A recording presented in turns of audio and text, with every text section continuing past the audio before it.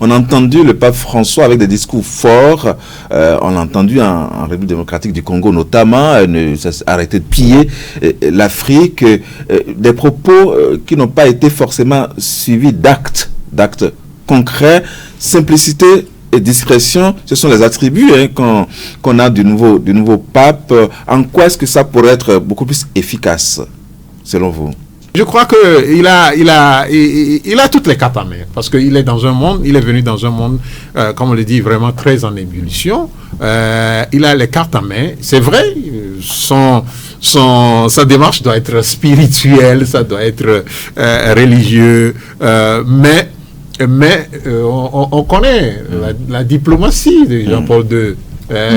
La diplomatie de Jean-Paul II qui tout en étant très religieux a fini par être politique et a contribué à la chute du monde, du mur du Berlin, voilà.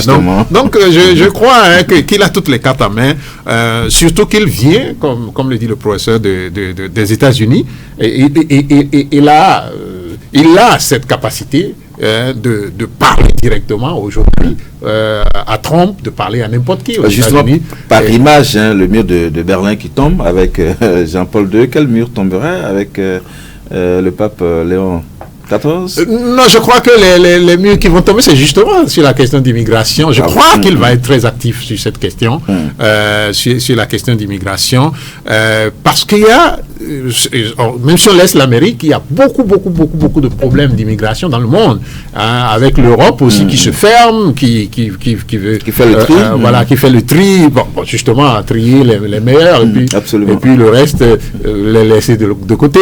Donc il me semble qu'il va avoir sur cette question quand même un mot à dire. Mais il y a aussi les questions, les guerres qui sont en cours, la guerre en Israël. Ce serait intéressant de voir son premier pas par rapport à Israël, parce que les Palestiniens ont exprimé quand même une joie à son élection et ont une attente vis-à-vis de lui. On verra bien ce qu'il va proposer aux Palestiniens.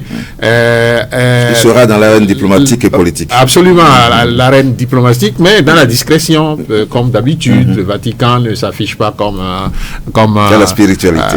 Il s'affiche dans la spiritualité, mais dans le discours, ça percute, et c'est ça qui est intéressant. Et on va voir ce qui va être son discours, les tout premiers en direction du monde, et ce sera le dimanche prochain.